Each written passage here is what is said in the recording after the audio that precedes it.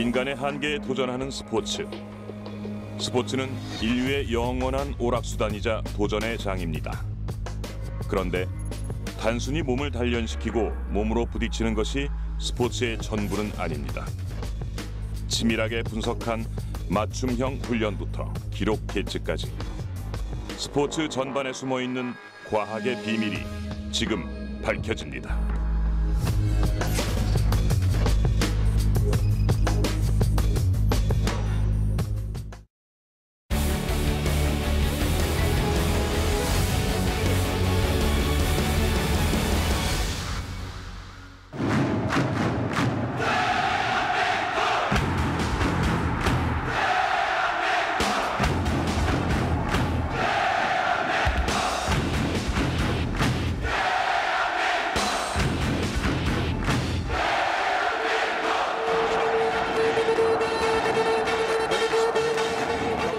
경기가 진행되는 내내 우리를 가슴 조이게 하고 열광하게 하고 갈채를 끌어내게도 하는 각본 없는 드라마 스포츠.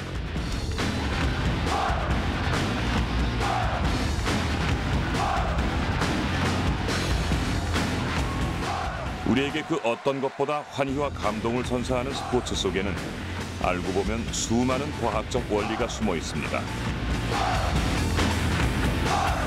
하나씩 파헤쳐 볼까요?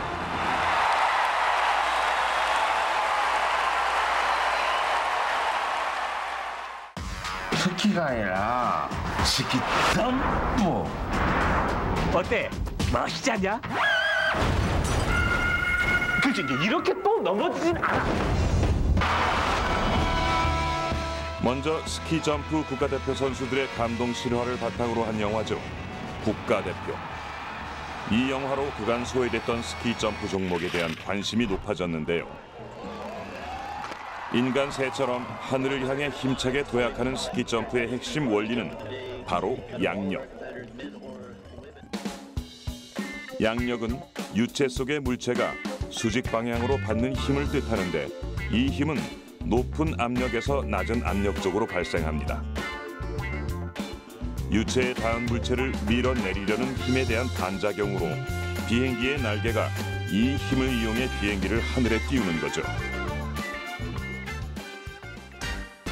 스키 점프 경기를 보면 선수들이 V자형 자세를 유지하는 걸 볼 수 있는데 이 자세가 바로 양력과 직결돼 있습니다.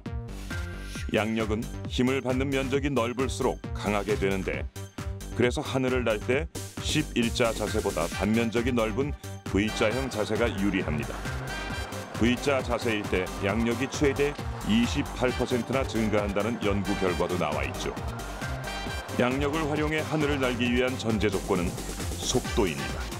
물체의 속도가 아주 빨라야 하는데 스키 점프 선수들이 아파트 30층 높이인 58m의 스키 점프 타워로부터 경사면을 따라 시속 80km 이상의 속도로 활강하는 이유가 여기에 있습니다. 또 선수들은 경사면을 웅크린 자세로 내려오는데 이 또한 빠른 속도를 위해 공기와의 마찰력을 최대한 줄이기 위한 방법이죠.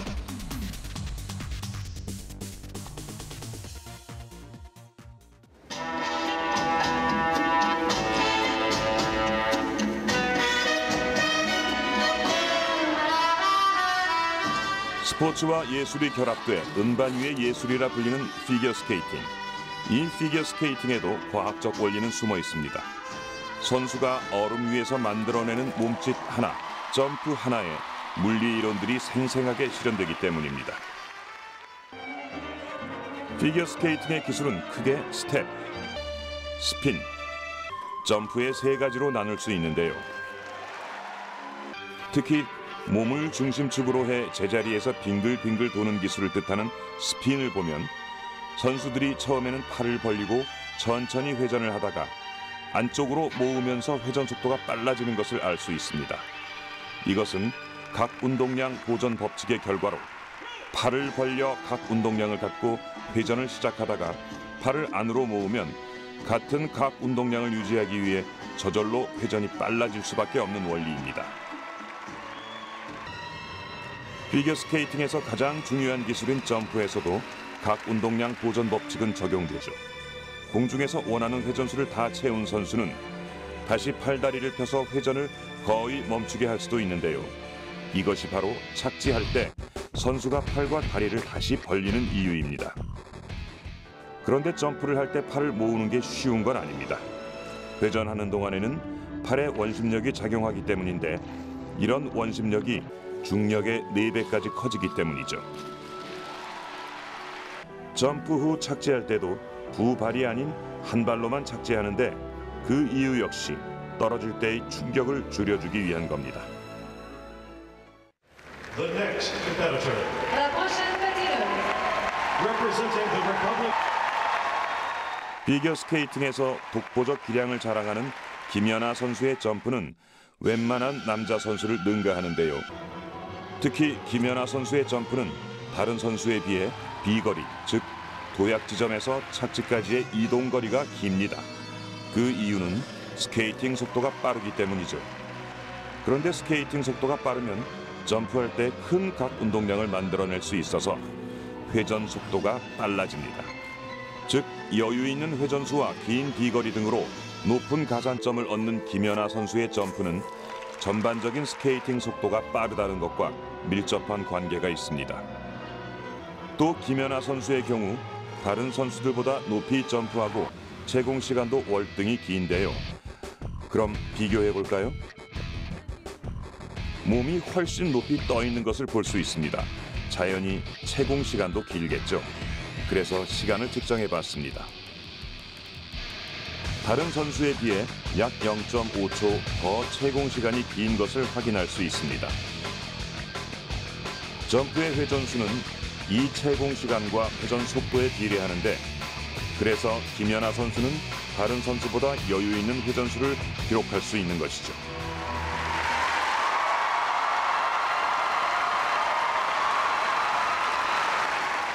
인간이 몸의 균형을 유지하고 자연스럽게 동작을 수행하기 위한 핵심 요인은 바로 무게중심입니다. 좀 더 높이, 좀 더 빨리 움직여야 하는 스포츠 현장에서도 무게중심은 중차대한 과제죠. 농구를 예로 들어볼까요? 농구에서 양팀 센터들은 격렬한 골밑 싸움을 하는데 서로 좋은 자리를 선점하기 위해 몸을 부딪히는 겁니다. 주태수의 수비, KT의 석공으로. 농구에서 유리한 자세는 상대보다 무게중심을 낮추는 것. 상대보다 무게중심이 높게 되면 상대방이 미는 힘에 의해 지면 지지 능력이 떨어져 쉽게 균형이 무너지죠. 레슬링에서 선수들이 상대보다 좀 더 낮은 자세를 잡기 위해 상대방의 어깨 밑과 허리춤으로 손을 넣어 잡으려는 것도 역시 무게중심의 원리입니다. 탁구에서도 무게중심을 낮추면 좋은데 무게중심이 높을 때보다 공을 정확하게 볼 수 있고 빠른 볼에 대항해 빠른 반사 동작을 도와주기 때문이죠. 무게중심은 놀랍게도 인체 내부는 물론 바깥 부분에도 존재할 수 있습니다. 높이뛰기를 예로 들어볼까요?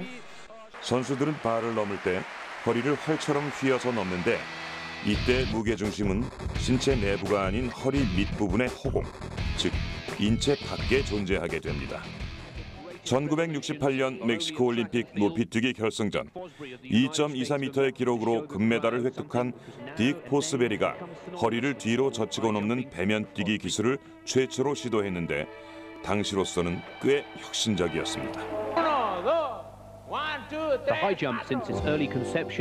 딕 포스베리가 배면뛰기를 시도하기 전까지 모든 선수들은 발을 정면으로 바라보며 다리를 벌리고 뛰어넘는 가위뛰기 방식을 사용했습니다. 어째 그 모습이 좀 우스꽝스럽죠.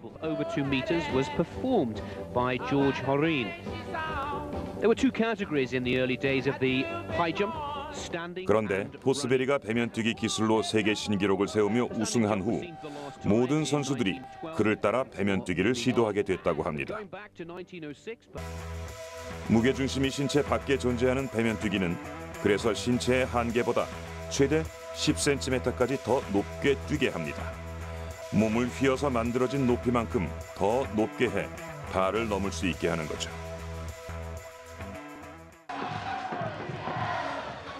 각각 9명의 공격수와 수비수가 작은 크기의 공 하나로 두뇌 게임을 펼치는 스포츠 야구.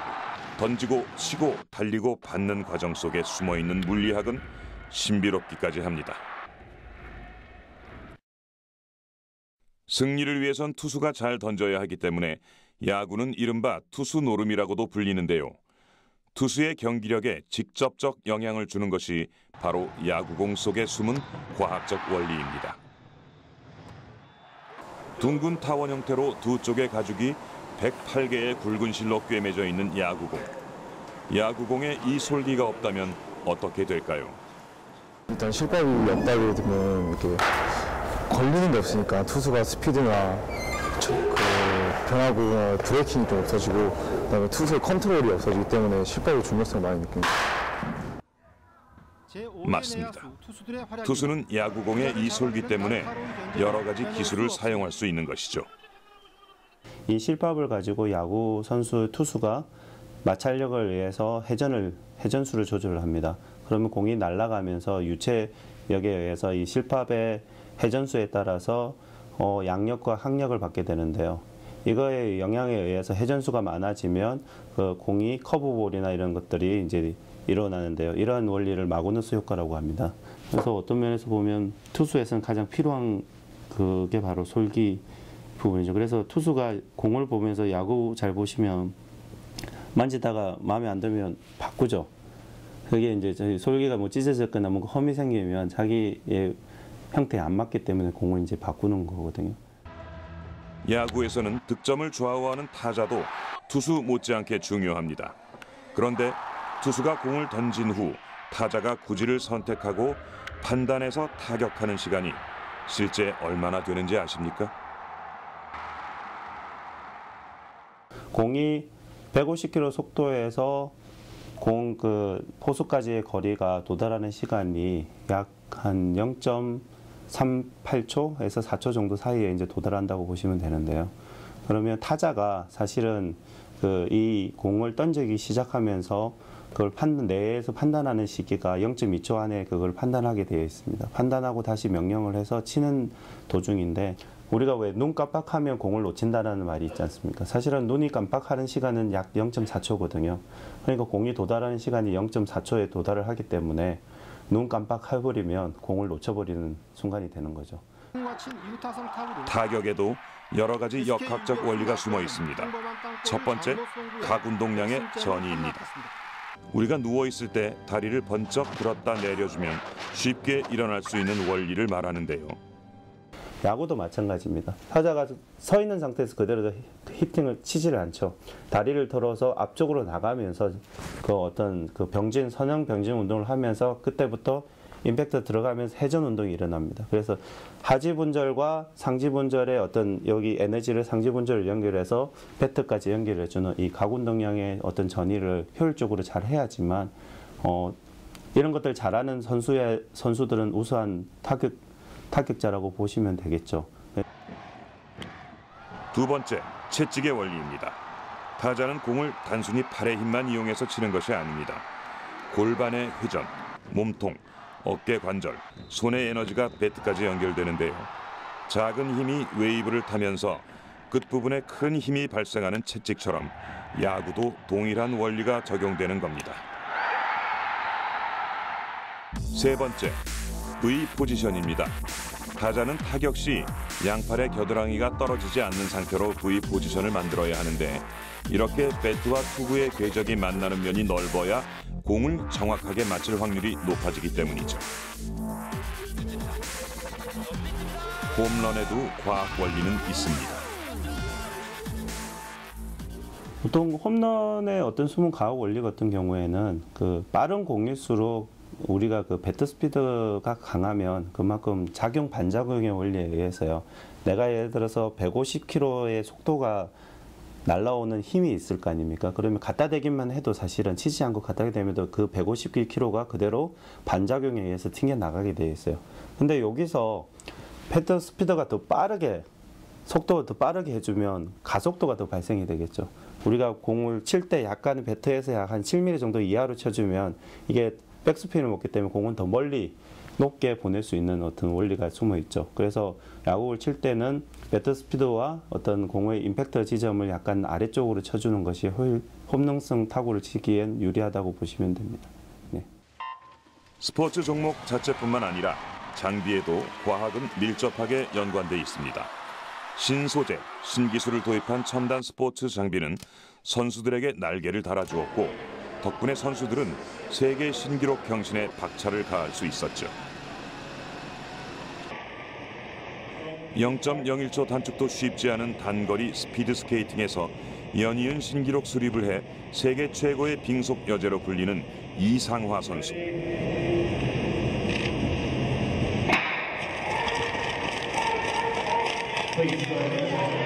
그녀가 입은 유니폼은 소재, 디자인 모두 공기 저항을 최소화해 체력 소모를 줄이고 신체 능력을 최대로 끌어올릴 수 있는 첨단 기술이 집약됐습니다.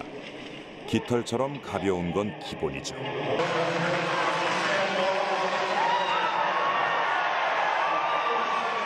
선수들이 신는 신발에도 과학적 원리는 숨어 있습니다. 마라톤 이봉주 선수의 경우 평발이라 발을 딛는 습관까지 분석해 맞춤 제작한 신발을 신습니다. 특히 2008년 베이징 올림픽에서는 무더위 속 평탄한 코스 공략을 위해 쌀 결을 섞어 밑창을 만든 마라톤화를 신었죠. 이봉주 선수의 그 신발에 그 쌀결을 넣어서 만든 이유는 그 미끄럼을 방지해주는 기능이 있고 또 신발을 가볍게 만들기 위해서 그렇게 한 것이고요.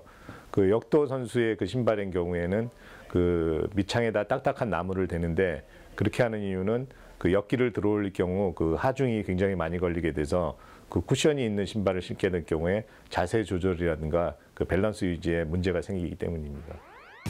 역기를 드는 순간 선수의 신발은 300kg이 넘는 무게를 지탱합니다. 역도화는 이 힘을 지면으로 분산시키지 않고 강한 반작용으로 되돌려줘야 하죠. 그래서 나무나 강화 폴리우레탄 같은 소재를 신발 뒷굽으로 사용하는데 장미란 선수가 바로 뒷굽이 나무로 된 역도화를 신었습니다. 단거리 육상에선 몸을 가볍게 할수록 뛰는 데 근력을 집중할 수 있기 때문에 가벼운 육상화가 필요합니다. 그래서 우사인 볼트는 신발 한 짝 무게가 204g에 불과한 특수 제작 운동화를 신었고 110m 허들 세계 기록 보유자인 중국의 류시양 선수는 일반 신발의 4분의 1 수준인 93g의 신발을 착용했습니다. 신발뿐만 아닙니다. 배드민턴 이용대 선수는 내구성이 강한 티타늄과 탄력이 뛰어난 카본을 활용해 무게를 줄인 최신형 라켓으로 2012년 런던 올림픽 배드민턴 남자 복식에서 동메달을 목에 걸었습니다. 강한 스매싱과 체력 안배의 1등 공신이었죠. 또 런던 올림픽 당시 탁구 주세혁 선수는 탁구 라켓에 붙이는 고무를 뜻하는 러버를 최대한 팽창시킨 라켓을 사용했습니다. 이 라켓은 탄력이 우수하고 스핀력도 강화시켜 강력한 드라이버 스매시를 가능케 하죠. 런던 올림픽에서 양궁의 김범민 선수는 특별한 활을 쏘았습니다. 바로 손잡이 부분에 알루미늄 대신 카본을 사용한 것이죠. 이는 알루미늄 핸들보다 100g이나 가벼워 활을 당긴 후 더 많은 진동을 흡수해 흔들림을 방지하는 결과를 낳았습니다. 첨단 스포츠 장비는 이렇게 선수들의 기량 향상에 직접적 영향을 미치고 있습니다.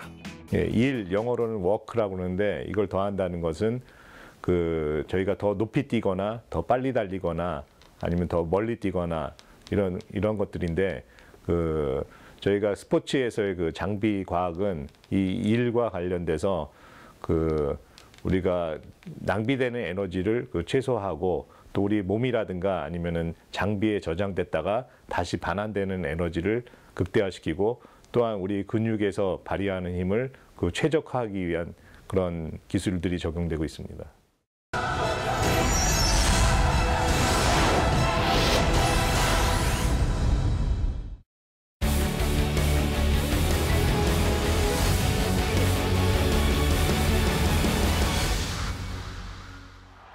(2008년 8월 10일) 베이징 올림픽 남자 자유형 400m 결선에서 세계 수영 역사에 길이 남을 대사건이 일어났습니다. 컨디션이 밝다고 하는데 박태환 희극의 마크가 출발했습니다. 한국의 박태환 자 3레인에 자리 잡고 있습니다. 자 4레인이 미국의 젠슨 그리고 2레인이 호주의 해킷 2, 3, 4 이제 150m 턴입니다. 150m 네 박태환이 1위로 올라섰습니다. 네. 150m에서 박태환이 1위 먼저 치고 나가는 건데 이게 바로 그냥 200m에서 장 감독이 치고 들어간다는 게 훨씬 앞서나가고 있습니다. 자 박태환 1위로 2분 37초 19 자 나머지 100m 멋지게 앞서가고 있습니다. 역시 쌍꾼이에요. 네, 박태환 350 한국의 박태환 드디어 세계 2위 금메달입니다. 가장 먼저 터치패드를 누른 주인공은 우리나라의 박태환 선수. 그가 3분 41초 86이라는 당시 아시아 신기록으로 금메달을 목에 걸었습니다. 아시아에서 올림픽 수영 자유형 우승자가 나온 것은 72년 만에 처음, 한국으로선 최초로 한국 수영의 오랜 꿈이 실현되는 역사적인 순간이었습니다. 그런데 박태환 선수의 금메달은 한국 스포츠과학의 성과이기도 합니다. 한국체육과학연구원의 24주 과학훈련이 뒷받침됐기 때문이죠. 박태환 선수의 올림픽을 앞두고 24주간의 골드 프로젝트를 그때 이제 계획을 했습니다. 올림픽에서 최고의 경기력을 내기 위해서 모든 훈련량을 처음에는 많지만 올림픽이 가까우면 가까울수록 떨쳐주고, 운동 강도는 처음에는 양이 많을 때는 강도가 굉장히 낮거든요. 그리고 시합 앞에서는 강도를 높이면서 훈련량을 떨쳐주고, 이런 것들 모든 거를 계획하고 또 중간중간에 측정이 들어가고 이런 것들을 계획하는 게 그 24주 박태환 골드 프로젝트라고 할 수 있겠습니다. 운동생리학 전문가인 한국체육과학연구원 송흥선 박사는 젖산 테스트, 스텝 테스트 등을 통해 얻은 상세 데이터로 박태환 선수의 정밀 훈련 프로그램을 짰습니다. 그리고 훈련의 성과는 즉시 나타났습니다.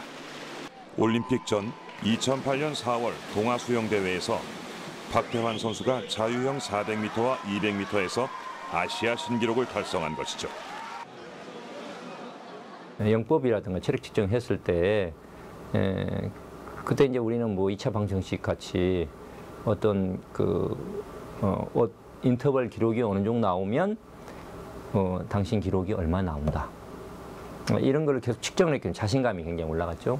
그래서 그런 거를 계속 피드백해주고 동기부여가 됐다고 생각하고요. 특히 이제 올림픽 앞두고서는 시뮬레이션이라고 400m를 200m, 뭐 100m, 50m, 50m 쪼개가지고 다른 선수와 붙여서 올림픽하고 똑같은 조건에서 같은 시간에 같은 뭐 수영복을 입고 그런 긴장도를 가지고 했을 때는 거의 그 올림픽 기록하고 거의 흡사하게 나왔거든요.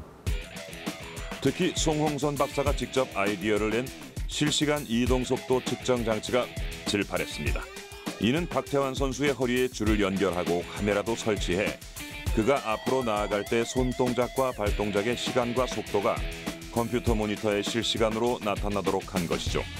이로 인해 박태환 선수의 스트로크 동작은 더욱 정교해졌습니다. 카메라하고 동조화시켜서 스피드 곡선하고 같이 봐가지고 그 선수의 그 상태, 그 다음에 이제 스피드도 보지만은 카메라 보면서 파동이 얼마나 치느냐 이런 걸 보면서 옛날에 비해서 어떻게 폼이 변했고 이런 걸 다 관측할 수 있는 거죠. 그러니까 스피드뿐만 아니고 그걸 동조화시켜서 폼이라든가 그 다음에 폐활량이라든가 이런 것까지 연동시켜서 볼 수 있었던 장비이죠. 예. 박태환 선수가 어떤 수영복을 착용할지도 이 속도 측정기의 결과를 참고했습니다. 박태환 선수는 당시 미 항공우주국 나사와 호주 스포츠연구소가 3년 연구 끝에 만든 발수 기능이 탁월한 초경량 소재의 수영복을 착용했는데요. 전신 수영복과 반신 수영복을 각각 입고 여러 차례 속도를 비교 측정한 결과 기록 향상에 더 효과적인 반신 수영복으로 결정을 했다고 합니다.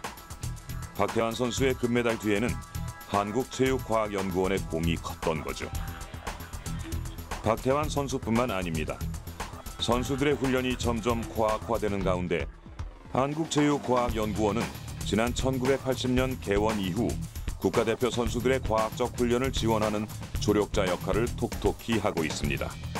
금메달을 위한 비밀 병기인 셈이죠.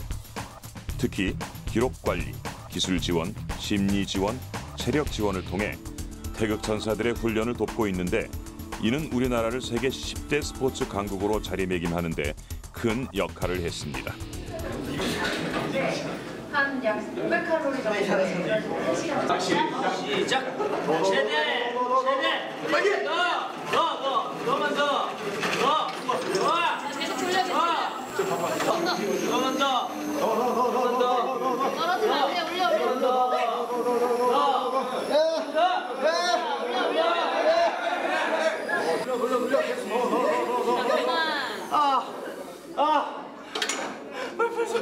이 선수는 지금 한국체육과학연구원에서 어떤 지원을 받고 있는 걸까요?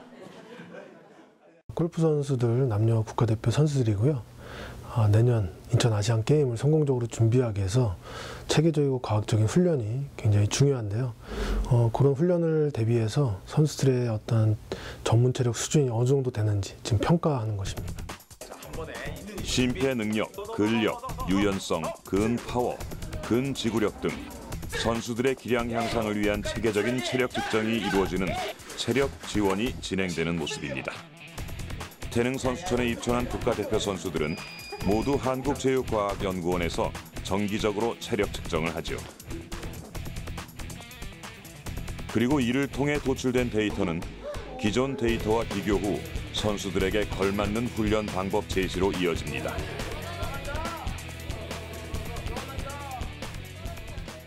근데 이런 체력적인 훈련을 그냥 고전적인 방법으로 무조건 양이나 강도로 심하게 많이 하면 좋은 줄 알고 하는 선수들이 많거든요. 그거보다는 이러한 계기를 통해서 좀 더 효율적으로 본인한테 맞는 맞춤형 운동을 통해서 효율적인 훈련을 하는 게 저는 필요하다고 보고요. 그래서 이런 이렇게 과학적인 측정이 선수들에겐 좋은 기회가 되지 않나 그렇게 생각합니다.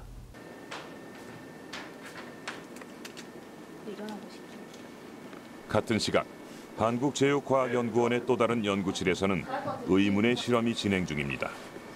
이 많은 장비는 대체 어디에 쓰이는 걸까요? 크게 두 가지 실험을 하고 있습니다. 첫 번째는 평형성을 유지할 때 그 어떠한 변화들이 일어나는가에 대한 실험을 하나 하고 있고요. 두 번째로는 보행을 하면서 뭐 속도라든지 외부 환경의 변화를 주어서 어떠한 신체적 변화가 있는지 그렇게 두 가지 실험을 진행하고 있습니다.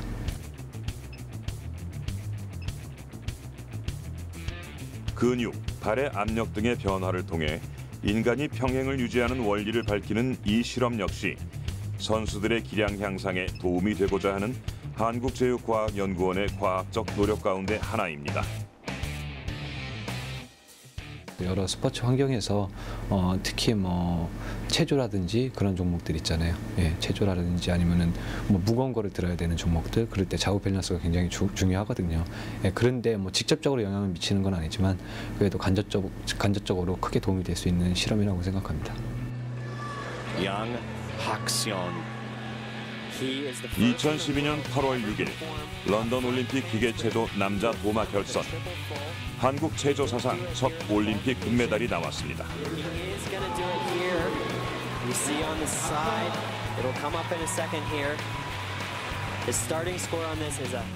주인공은 도마의 신으로 불리는 양학선 선수.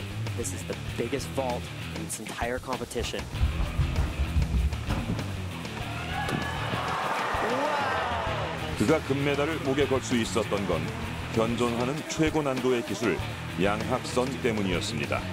그는 이 기술을 위해 온전히 2년이라는 시간을 바쳤죠.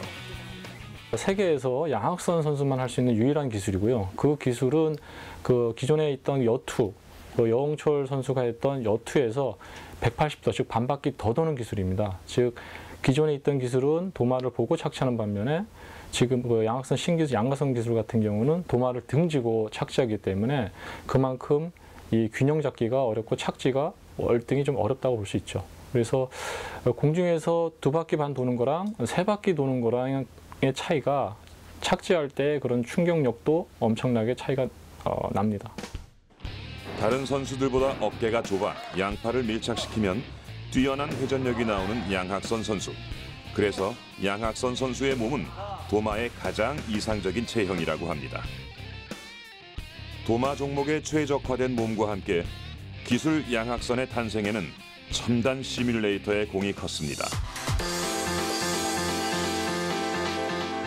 한국체육과학연구원에서 양학선 선수의 경기 장면을 역학적으로 분석해 최상의 경기력을 발휘할 수 있도록 물심양면으로 지원한 것이죠.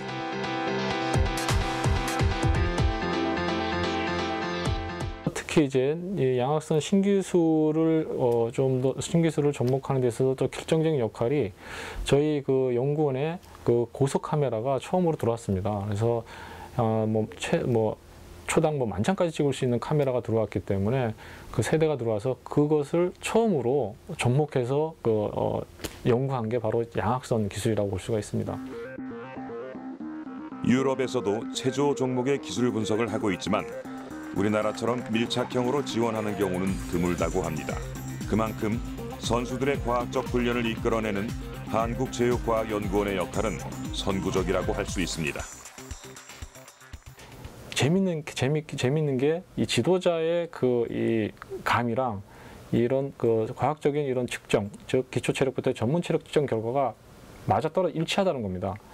이 그래프 같은 경우는 이 동체 회전 각속도인데 이 각속도가 특히 도마 손 컨택할 때 손을 짚을 때의 과정을 보시면 동체 회전 각속도를 잘 됐을 때는 어느 정도 유지를 하면서 가는 반면에 잘 안 됐을 때, 즉 뒤로 넘어질 때나 앞으로 튀어나갈 때는 이렇게 업다운을 이렇게 형성하면서 도마를 컨택하는 과정이라고 보실 수가 있습니다. 그래서 이런 부분을 미세하지만 이런 부분을 교정하려고 상당한 노력을 했다는 것이죠.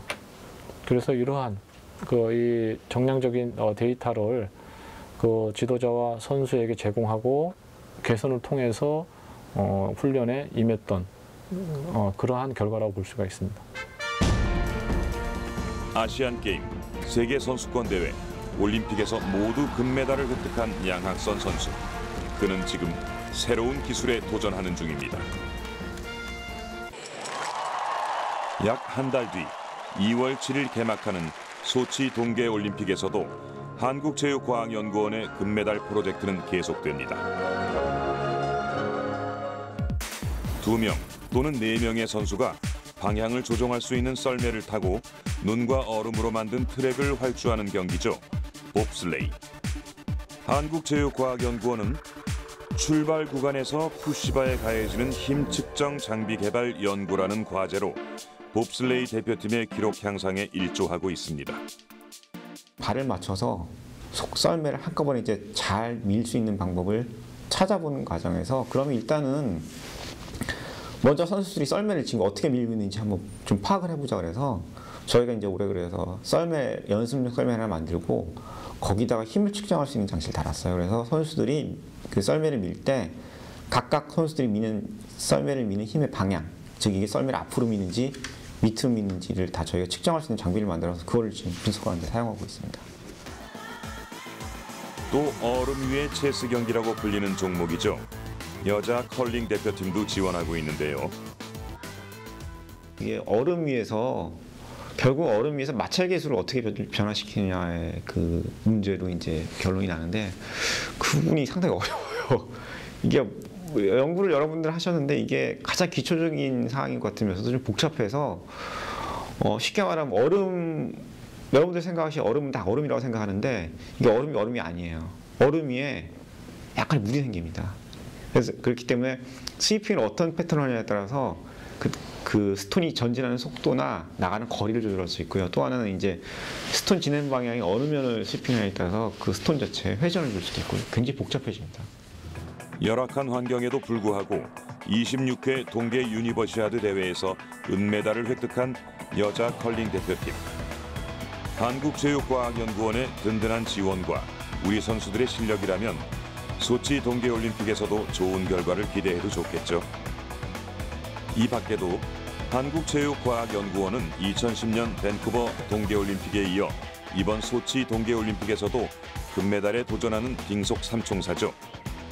이상화, 모태범, 이승훈 선수로 대표되는 스피드스케이팅 대표팀을 위한 과학적 체력 측정으로 기록 향상을 돕고 있습니다. 여기서 끝이 아닙니다. 한국체육과학연구원에서는 스포츠용품 시험 검사소도 산하기관으로 두고 있는데요. 이곳에서는 스포츠용품의 과학적이고 체계적인 시험과 검사, 연구가 진행되고 있습니다. 자전거 부품부터 인조잔디, 골프용품, 축구공과 야구공까지 13개 품목, 140여 개 항목의 시험이 이루어지고 있는데요. 한 단계 더 발전된 스포츠 과학 산업의 밑거름인 셈입니다. 스포츠 과학이라는 자체는 이 누적된 측정 결과를 통해서 최적의 모델을 찾아 나가는 과정이기 때문에 한 단발적으로 한두 번의 측정 결과를 통해서 선수한테 적용을 해서 이 퍼포먼스가 기술이 향상됐다라고는 할 수가 없거든요. 따라서 중요한 게 이 지도자, 연구자와 같은 그런 이 신뢰 관계가 형성이 됐을 때 좀 더 좋은 기술 내지는 신기술 이런 것들이 신호적 효과가 나지 않을까라는 생각을 합니다. 그런 부분들을 국내에서 커버할 수 있는 부분들을 스포츠 과학에서 백업할 수 있는 부분들을 주로 이제 연구를 하고 있고요. 퍼포먼스가 늘어나면 그것도 나중에 이제 금메달로 연결되든가 성적 좋아지고 그게 제일 재밌죠.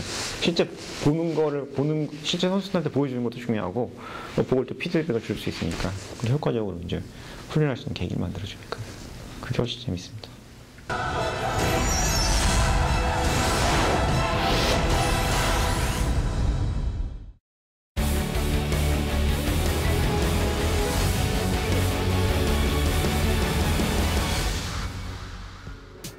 2008년 베이징 올림픽 남자 육상 100m 결승전.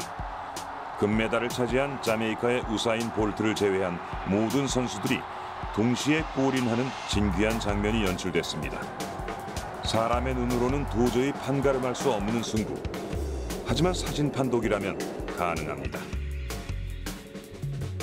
육상이나 사이클 종목에서는 1000분의 1초까지 잡아내는 디지털 포토 피니시 기술로 순위를 가리죠. 수영에서는 100분의 1초 차이를 분별하는 터치패드가 이용됩니다. 찰나의 차이로 승패가 갈리는 스포츠. 때문에 과학기술이 없는 스포츠는 상상하기 어렵고 계측 장비의 중요성은 더욱 강조되고 있습니다. 테니스 같은 경우에는 저희가 그 서브에서 폴트라든가 그 라인 인이나 라인 아웃을 결정하는 그 판정이 굉장히 중요한데 이러한 판정의 정확도를 높이기 위해서 그 1초에 2000장을 찍는 그 초고속 카메라 8대를 설치해서 그 호크아이라고 합니다. 이런 걸 한 세트에 3번까지 그 이 호크아이 시스템을 사용할 수 있도록 하고 있습니다. 호크아이는 이미 테니스와 크리켓에서 사용되는 판독기로 성능이 검증된 장비입니다.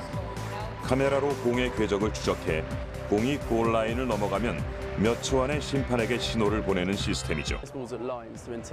야구, 농구, 배구 등의 구개 종목에서는 비디오 판독 시스템이 도입되면서 승부에 적지 않은 영향을 미치게 됐습니다.